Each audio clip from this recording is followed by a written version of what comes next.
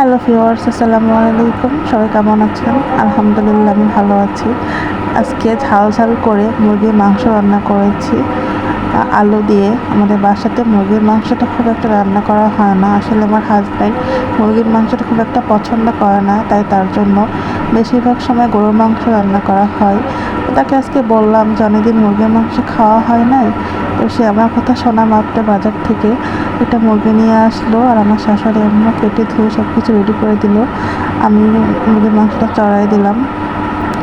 আসলে মাংসে আলু না দিলে আমার ভালো লাগে না। আমি চেষ্টা করি মাংসে আলু দিয়ে রান্না করার জন্য।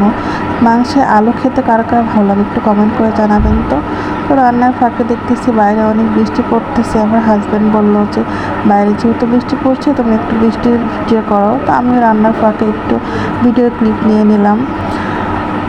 তো আমার রান্নাটা কেমন হয়েছে সবাই কমেন্ট করে জানাবেন। আমার ভিডিওটা যদি আপনাদের ভালো লেগে থাকে তাহলে অবশ্যই লাইক, কমেন্ট, শেয়ার করে পাশে থাকবেন। Thanks for my watching video. আল্লাহ হাফেজ।